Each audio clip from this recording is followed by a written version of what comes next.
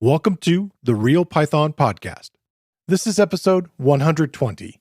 Is there someone in your life you'd like to inspire to learn Python? Mission Encodeable is a website designed to teach people to code, built by two high school students. This week on the show, Anna and Harry Wake talk about their creation and motivating people to start coding. We discuss why they decided to build the site. Initially, Anna and Harry felt the site would be for other students, but soon felt it could be helpful for anyone interested in starting to code in Python. We cover the project-based approach and how they implemented the interactive, browser-based tool replit.com. We talk about learning Python in the classroom and how they found additional books and tutorials to supplement their coding education. And we cover how Anna and Harry created a resource hub to help teachers take advantage of the site. This episode is brought to you by CData software, the easiest way to connect Python with data. SQL access to more than 250 cloud applications and data sources. All right, let's get started.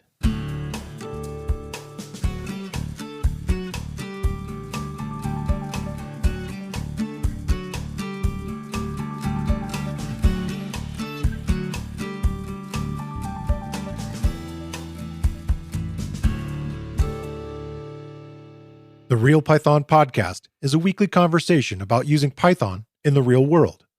My name is Christopher Bailey, your host.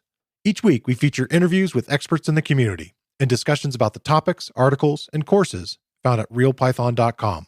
After the podcast, join us and learn real-world Python skills with a community of experts at realpython.com. Hi, Anna and Harry. Welcome to the show. Hello. Oh, thank you for having us. It's really nice to be here. Yeah, so you guys reached out. You had reached out to Dan through kind of a couple of people at Real Python that you were hoping that people could kind of check out the site that you had created. And Dan kind of passed you to me. And I was like, oh, well, I have a bunch of questions for them. So maybe they should come on the show. And so we've kind of been going back and forth about how we can get you on the podcast. Maybe we could talk a little bit about yourselves, that you're both young students and where you're from. So I'm from London in the UK, and Harry's from Manchester, also in the UK, and we're both students in year 10, so we're about 14 and 15. I don't know what it is in the US, but that's what it is here. Okay, so year 10. And Harry, you live outside of London? Yeah, I do. So I live in Greater Manchester. I go to a comprehensive school where I've been taking computer science recently. Okay, awesome. You have created a website called missionencodable.com. Maybe you could tell us a little bit about the site and your goal for it.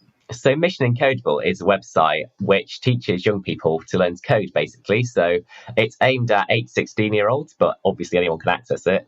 And it offers really nice beginner-friendly coding tutorials that are a little bit different, because what we do is we're broken down to levels, and in each level you make 2 projects. So alongside teaching you all about how to code using Python, we also give you exercises so you can test what you've learned, and then we'll show you how to make 2 really fun, cool games. So we're putting that theory that you're learning into practice and getting you, making projects and games all by yourself. Yeah. Anna, do you have anything to add there?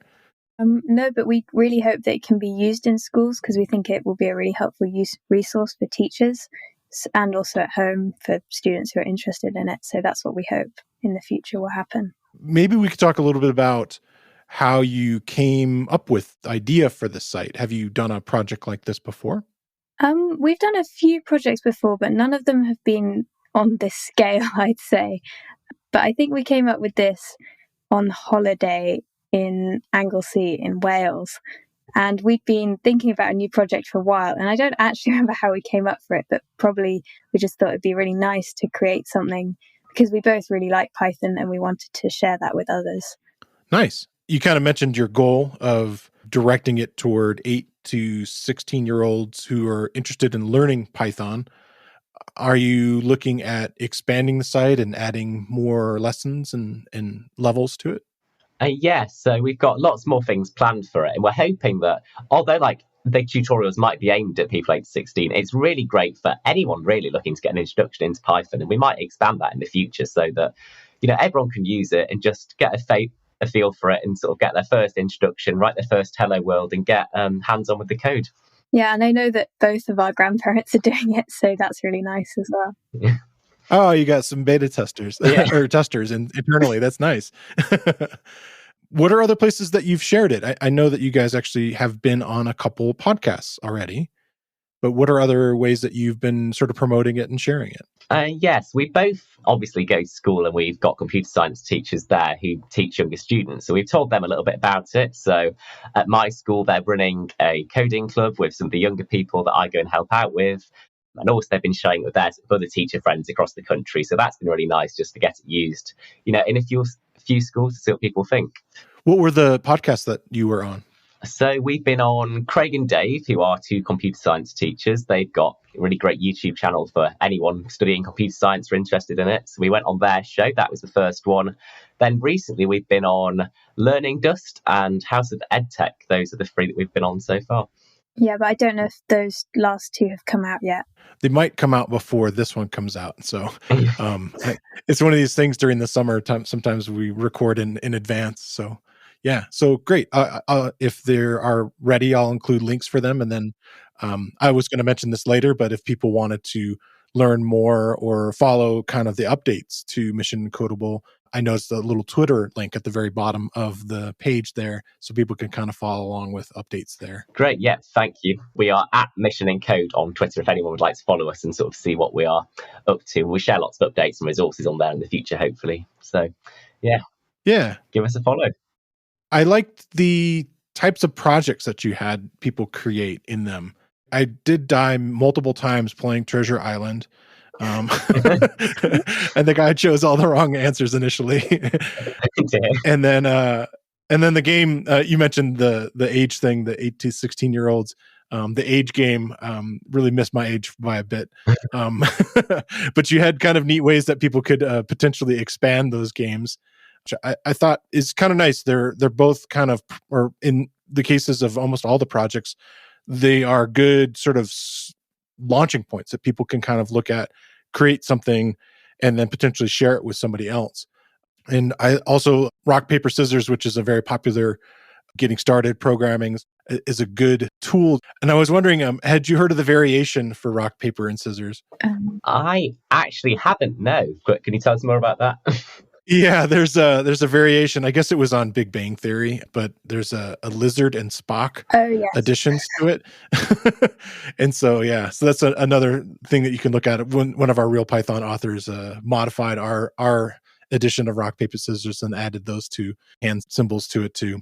I like that you're teaching modern Python stuff in there, like you're teaching about F strings and other areas of Python. Are there other parts of Python that you start out initially getting people going with creating strings, doing input, interacting with the user, setting up variables?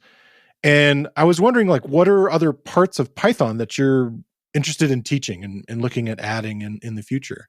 Well, we're in the process of adding another 2 levels, and I think one of those is on dictionaries mainly, and kind of the next one is about sort of subroutines and kind of scope, so it gets a little bit more advanced. Yeah, you start to be able to create projects like Hangman and like quiz games and stuff, so that will be really fun. Yeah, early on, you're also, in order to do one of the games, you're having them import random, and so you're kind of having to teach about modules and those kinds of things. Are these things that you've been learning in your classes? Is Python one of the main classes that you have for computer science? Yeah, so Python's part of both of our, we call it GCSE over here in the UK, for those not familiar, which is the exams you take at the end of secondary school, essentially. And half of mine is on Python programming, so that includes all kinds of things. I think it goes pretty much up to sort of iteration and for loops and that kind of thing, and that's how advanced it gets. Yeah. So we might be going a little bit beyond that in what we're teaching soon, although, yeah, we've had an introduction at school. Nice. How has the response been to it? I mean, you mentioned that you've shared it with your teachers and you've mentioned it on a few different shows and gotten a little bit of press. How has the response been to it for you guys? Well, I think it's been really positive, actually. We've had a few people say, oh, maybe you could include video tutorials or some kind of audio thing, which I think probably would be a good idea. So we'll think about that and just like little other things we can make to make it better. But in general, it's been really nice of people to let us, like you, come on your podcast. And it's been really nice to see that people like it. Yeah, definitely. One of the things that I found unique about the whole process is that you're using this replit engine, replit.com. Is that right? Yeah. And I find that as a programmer who's been working for a long time in it, kind of nice in the sense that you're teaching a bunch of advanced ideas of having this interactive REPL, of showing the demonstration. People can kind of run the end result, so they kind of know what they're getting, which is, I think, important with all sort of coding projects, which is great. But then they're able to have their own replit account and fork it and basically have their own copy of the code that they can kind of explore and play with, which I found kind of unique. How did you guys come up with that? Is that something that you were shown? At my school, at least, is quite common, the forking the REPL and then using your own copy. And normally we do use Replit as well. So it makes sense because it's browser-based as well. So it's very easy to get started. Don't know if Harry has anything to add to that. But yeah, so I think, well, we've both been introduced to Replit, I think, at school. And we thought we might explore ways we can use it in our website. And actually, we think it's been really good because often if we made people download their own IDE, it'd be quite difficult for them because often you either have to pay for it or it's just really difficult to download, particularly in the schools. So we thought it'd be a lot better to use something browser-based that's obviously free and interactive. So it's just a really quick way of getting set up with Python and writing some code straight away. Yeah, I think that's really a neat way of doing it. And it kind of teaches some of these interesting ideas of managing code somewhat. In other projects, like in this case for Mission Encodable, are you using tools like Git or GitHub? yes, a lot. Okay. Yeah, we have a big GitHub repository that I think all of our code is on. And my dad keeps giving us lessons about all the good things that we can do with it. Oh, that's nice. So that's been good. I was wondering if that's something that would be taught in a school at that point, or is that kind of like maybe a little more advanced kind of stuff that you've been able to kind of find on the side of your education at school? Yeah, that hasn't been taught in my school. No, mine neither, actually. But I think that we thought it'd be really good to use because Alan's dad suggested it. And it's really nice to be able to track changes in what's been done. And that seemed like the professional approach. So we've got, a really big GitHub repository and we use VS Code ourselves to edit that. Yeah, and it's a good way for me and Harry to share our code as well, being in different locations. So we can share it and review it and collaborate on it. Yeah, I can see that in there. CData software. Connect, integrate, and automate your data from Python or any other application or tool. At CData, we simplify connectivity between all of the applications and data sources that power business, making it easier to unlock the value of data. Our SQL-based connectors streamline data access, making it easy to access real-time data from on-premise or cloud databases, SaaS, APIs, NoSQL, and big data. Check out CData.com to learn more.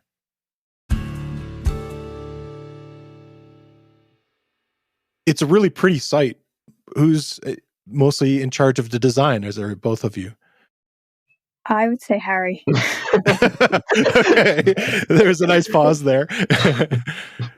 Well, yeah, I like the color scheme and the design. It looks really nice. Oh, thank you. Yeah, so Anna's parents, if we're going to mention or not, own a retail tech startup. So they've been really nice because they've showed us their brand guidelines. So that's really helped us get some ideas and inspiration for our website, so we know what to do with it. And then obviously we both sort of collaborated. I've done quite a lot of wireframing in Figma. Is what I use to sort of design what page is going to look like, and then we both sort of share building them. So yeah, it's been really nice to hear that. I'm glad that you like the look of it.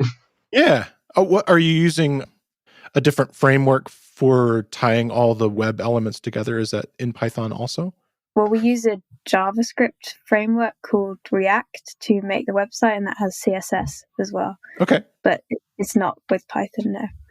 Okay. And then are you hosting the majority of the web stuff is not using something like a Flask or Django or some of these other libraries you might have heard of? It's in this case React, you said? Yeah. Okay, great. Is that something that, again, you kind of have done on the side to kind of learn more about? And Yeah.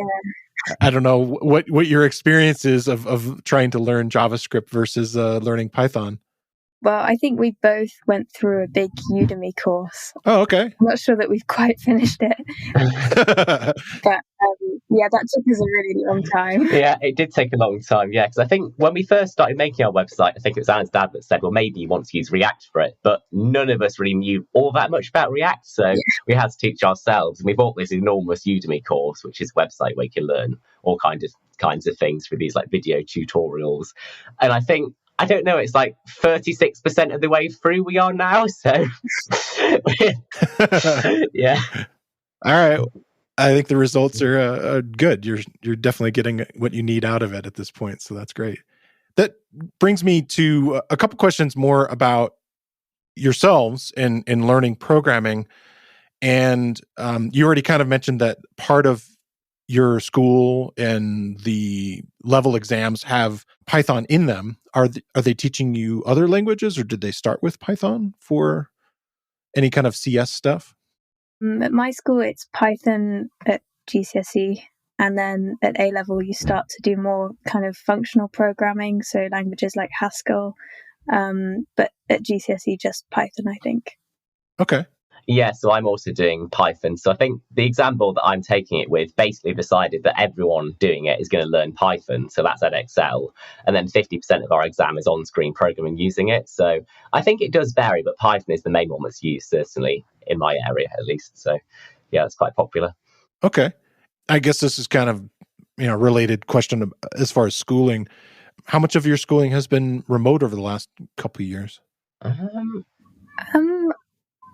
We haven't had any this year. I think the last time school was remote was kind of January 2020.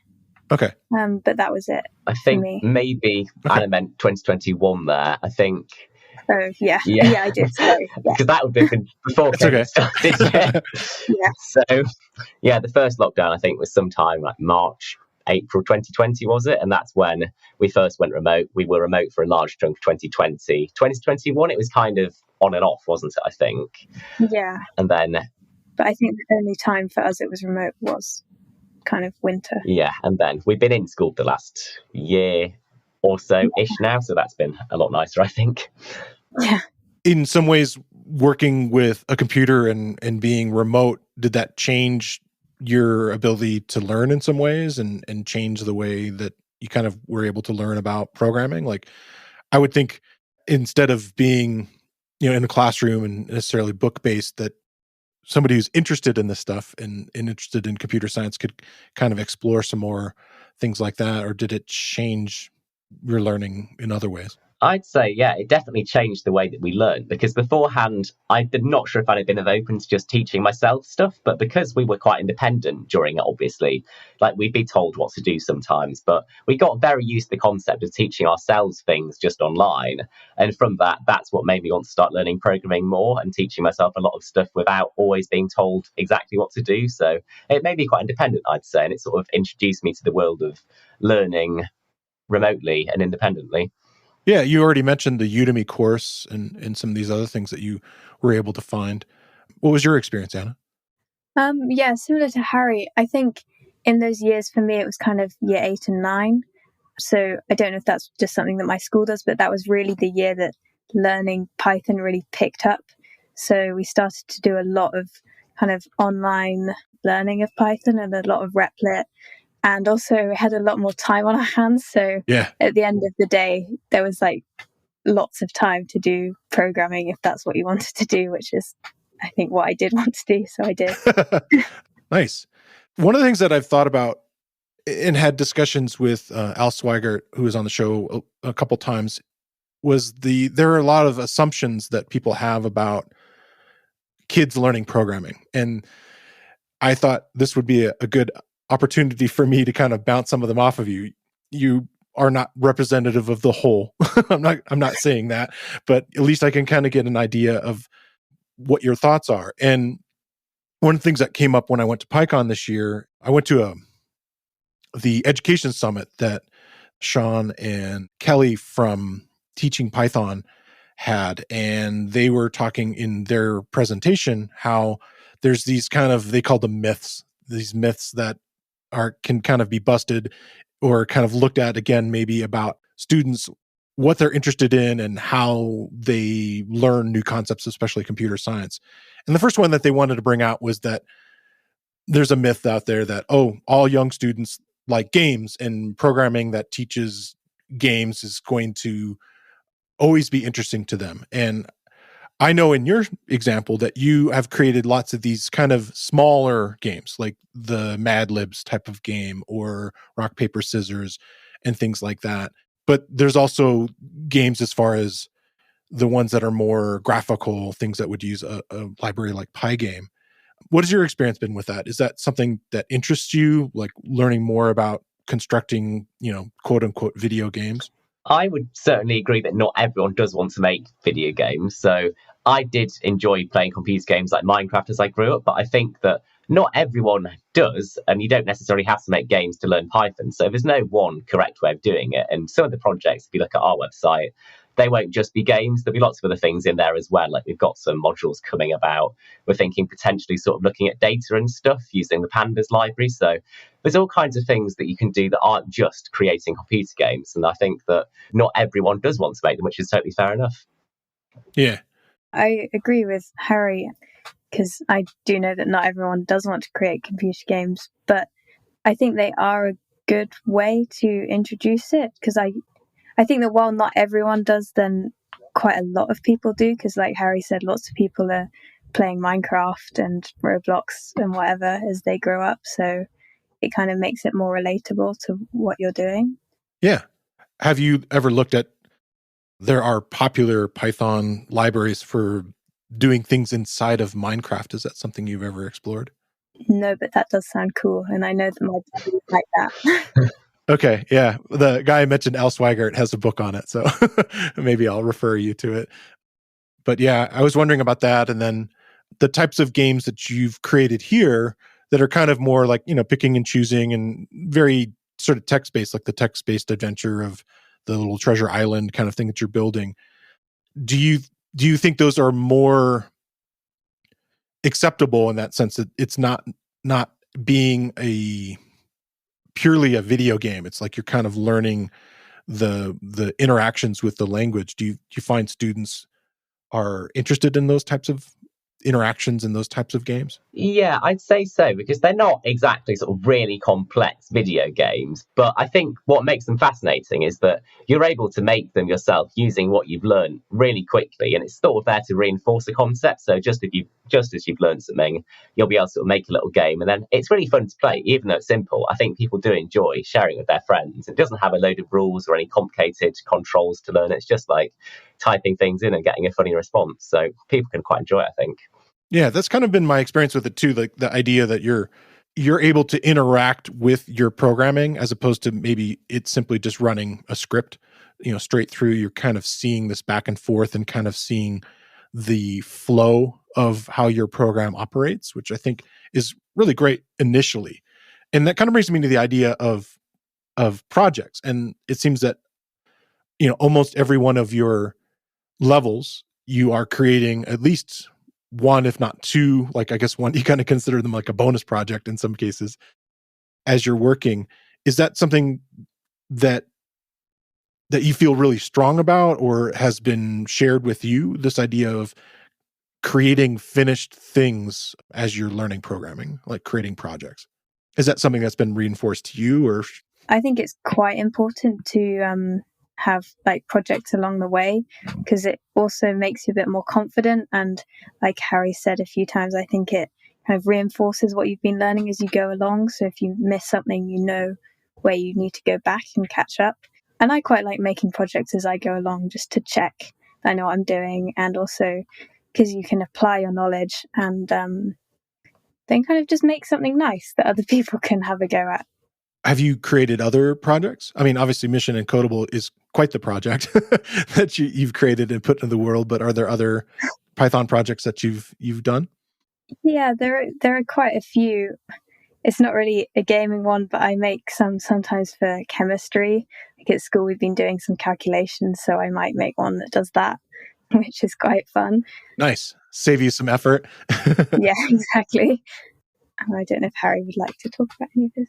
Yeah, I have made a few. So recently I've been learning a little bit about sort of APIs and web scraping and that kind of thing. So recently, I think I followed this course that helps you make one where it would send you a message, a text message, if the International Space Station was above you and it was night. So you'd be able to look out and see it. And so I still need to run that project and see if I can spot it. Although I thought that was really, really cool. So that's the kind of thing that I really like making. Another area that is common that I hear as an entry point to get people interested in programming is physical, like electronics that are programmable. Is that something? I know that there were programs a few years ago, like the BBC microbit, were shared in the UK.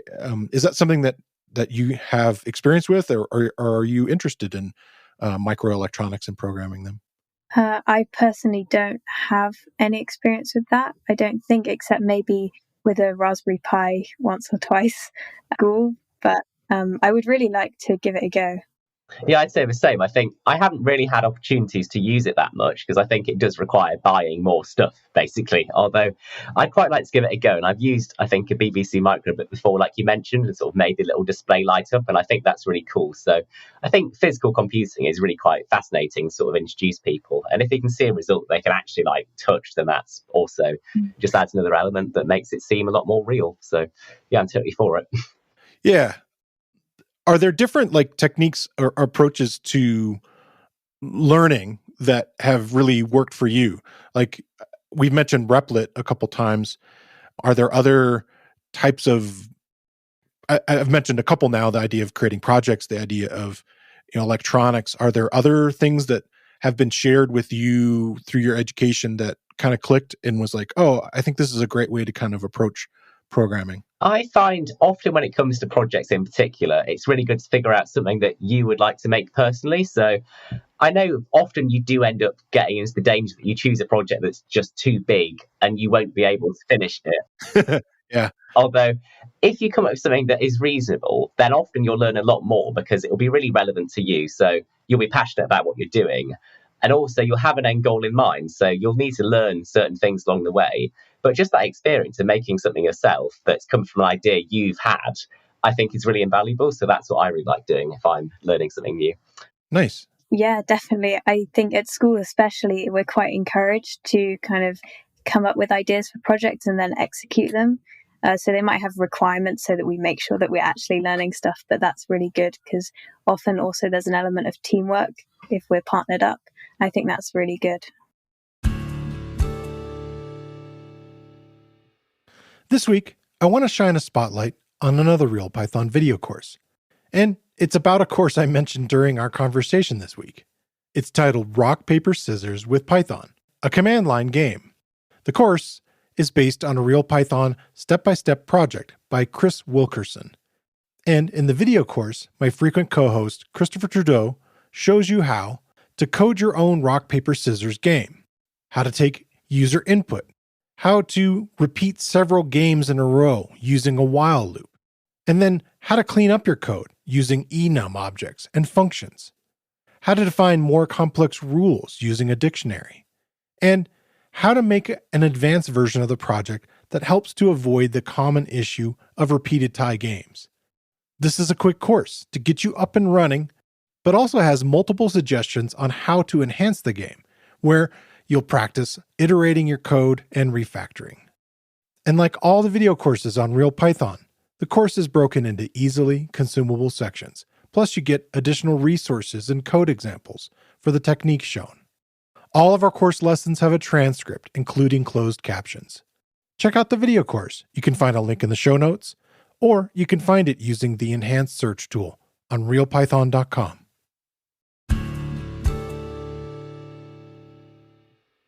I guess one of the things that you already kind of mentioned are areas that you would like to explore further with Mission Encodable and kind of more advanced stuff. And I won't have you spoil all your advanced things that you're thinking about adding to the site because I'm excited to see what you create.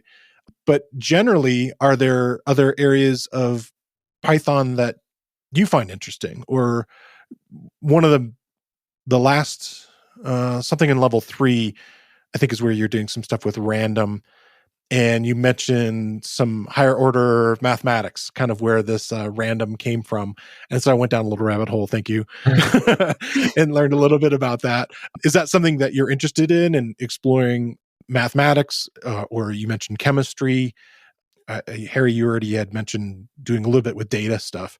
What are some other areas you're interested in learning in offshoots of Python, or places you think you could use it? So I am on Code Wars quite a lot, and there was this problem that came up about making as many permutations of a string as possible. And that kind of led me down the rabbit hole of, like, I think it's called recursive programs. Yeah. Well, I'd really like to find out about that. And also there was a kind of Connect 4, like, machine learning program that I'd quite like to give a go at and see if I can understand it, because I think that would be very cool. Nice. I mentioned him a couple times because he's been on a few times, but Al Swagger is hoping to come. I'm hoping to have him on this week. He's got a new book about recursion. Oh, right. That's going to be going into algorithms and all that sort of stuff. And he often puts you can buy the physical book, but he also has an online version of it. Yeah. And so when that comes up, I'll let you know. Yeah.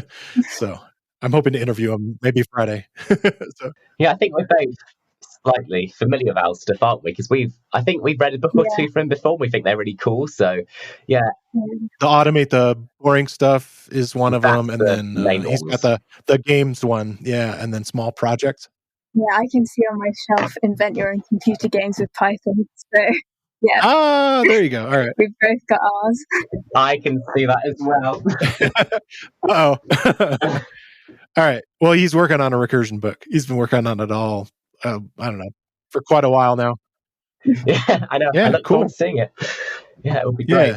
So what are areas that you're interested in learning and exploring, Harry? Yeah, so I think, like Anna mentioned, machine learning is something that I would be really interested to learn more about. And I don't know that much about it, so I can't talk in depth what I'd like to do. Although I have seen little bits of it, and I think it's really, really cool. So that's what I'm looking to get into soon, hopefully. And I'll try and start teaching myself some of that maybe in the coming weeks, if I can get around to it.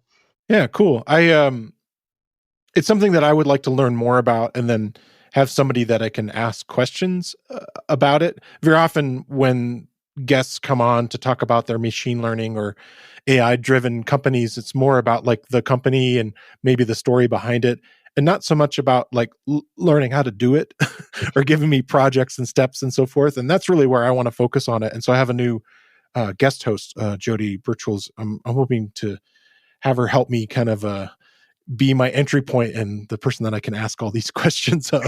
So stay tuned. I hope to have more information on that stuff and projects to share for you. On the site, you have at the very bottom of the welcome page, you have start your journey, and you have kind of two paths that someone can kind of approach it. I've only explored it from the I'm a learner side, but you have another side on there that says I'm a teacher. So if a teacher is interested in using this as a resource, and you've mentioned that you've done that with a few of the teachers that you know, how's that work? And when somebody goes in there, how's the site work for them? So mainly that kind of route leads you to a resources page that has things like a launch presentation that you can use on the first lesson that you might introduce Mission Encodable to your students. So we hope that's helpful. And other things like posters to put around your school, or like a note-taking template. But we're actually in the process of writing a kind of book that will help teachers to get set up with Mission Encodable and all the kind of tips that Harry has from leading his coding club. Oh, cool. We haven't even mentioned that. What's your coding club? Oh, yeah. So recently what we started doing at school, which one of my teachers suggested, is so some of the younger students who are in year 7 and 8, so they're aged, I think that would be 11 and 12, maybe 11 to 13, come every other week, and they do a little bit of Mission Encodable, and I sort of bob around helping them with little bits of it. And that's really nice, I think, for them, because they're getting an introduction to coding, but also for me to see what people are struggling with, what the challenges they face are, and what they're really enjoying, so that I know what we can improve on Mission Encodable. So what they do is they'll log on and they'll, keep on going to level. They'll sign into replit, which normally takes a little while. And yeah, we learn a little bit about, what they're interested in doing, and I'll speak to them and sort of see what their interests are. So that's something that's been really enjoyable for me recently. I think that's a fantastic approach. It's one way that I was doing in-person teaching and training, and that would be always something that I would do with them first. If they're learning, maybe at the time I was working for Apple. And so I'd be, okay, use your brand new computer. And I'd watch them just use it in front of me. And right away you'd notice like 12 things that are like, oh my gosh, I gotta get rid of all these pain points pretty quickly. So I could kind of see the same thing, that as you watch someone else approach your site and the resources you have there, that you could learn very quickly, oh, okay, that wasn't obvious, or what have you. So what are some of the things that you've changed because of that? Certainly quite a few things. So with projects, some of the instructions had to be clarified a little bit. Another thing that I noticed, because we've got this thing that lets us watch what people are doing on our website, basically. And what I noticed is that people would always skip past this page about that we need to actually take out about what Python is, because you get on level 1 and it goes, what is Python? And on the analytics thing, you'd see people just click straight past it. And we'd be like, what are they doing? Is there some kind of glitch? Like, why are they not reading it? And then you see at the Code Club, they get onto that page, you're just like, nope, not reading that. And they click straight off it again. So it's things like that, which you don't always realize. You gain really valuable experience actually watching real users. So I think that's something that's been a really big benefit. Interesting. Yeah, you have, I noticed it on the Twitter stream, actually. You have I'm guessing it's like a PDF with tips and techniques, or I'm trying to remember what you guys had called it. And I was wondering, like, is that something you get as you start? So I think you're talking about the Python like syntax cheat sheet kind of book. Yeah, the cheat sheet. Yeah. Yeah. And you can download that at whatever point you are. I think it's on our resources page if anyone would like to download it. So it's got all the stuff from, I think, levels 1 to 3, and then a bit extra to make sure that everyone knows what they're doing if they need any specific advice.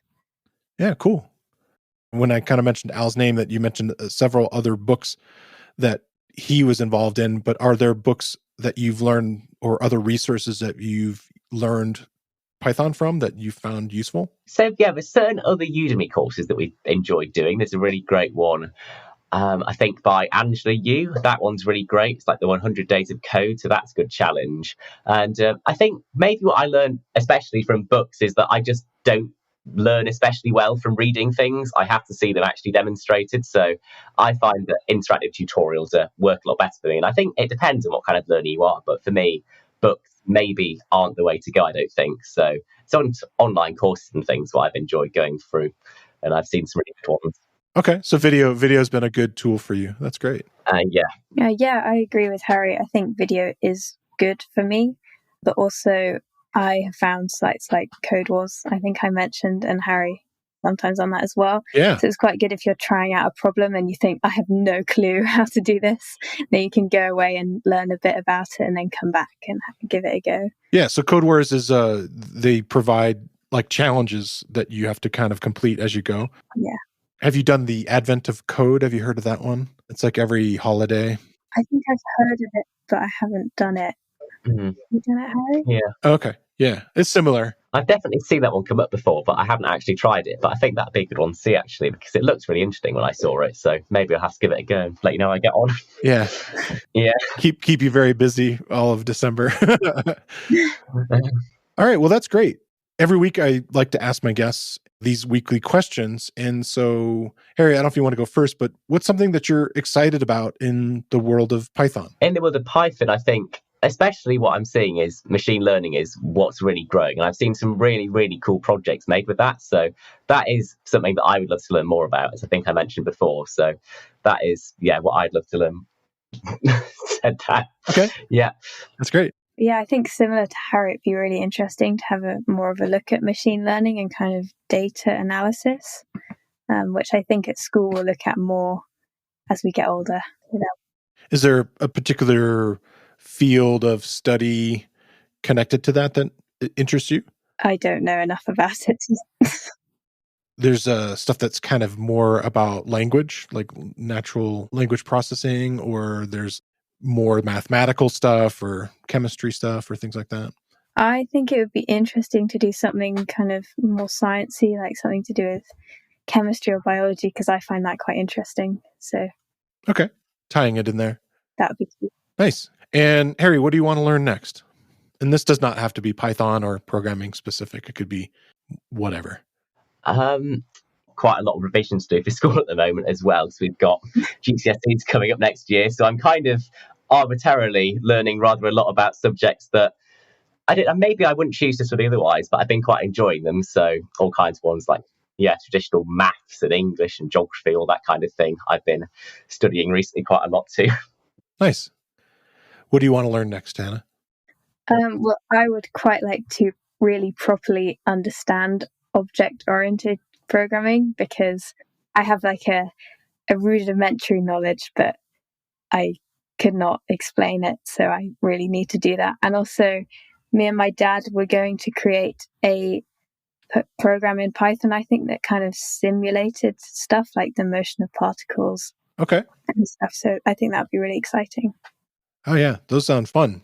I feel like gaming, some of these gaming engines, I don't know if you heard of the one called Arcade. It's a Python library, but it has a lot of physics kind of stuff built into it that you could kind of use to sort of simulate levels of gravity and things like that. I don't know if that would be of interest, but maybe that's something you could kind of get into. So I already mentioned it before that people can learn more about the website through your Twitter account. So we'll include a link for that. And otherwise, people can check out Mission Encodable at just missionencodable.com. Are there any other ways that people can keep going with what you guys are doing? Follow up on it? Yeah, I think the main way is to have a look at our website. So that's missionencodable.com, which I'm sure you'll link somewhere. And if you'd like to get in touch with us and sort of talk a little bit about what we're doing and sort of give us any suggestions or feedback you might have, then our email address is info@missionencodable.com. Or on Twitter, we are @missionencode. So you can follow us there too. All right. Well, I really want to thank both of you for coming on the show. And it's been fun to talk to you. And I'm excited to share this project with my audience. Thank you very much for having us. Thank you.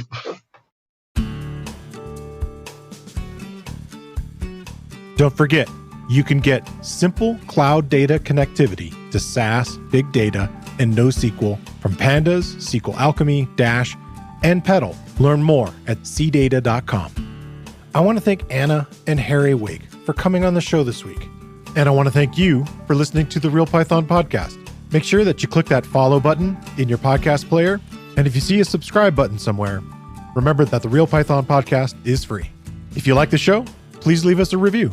You can find show notes with links to all the topics we spoke about inside your podcast player or at realpython.com/podcast. And while you're there, you can leave us a question or a topic idea. I've been your host, Christopher Bailey, and I look forward to talking to you soon.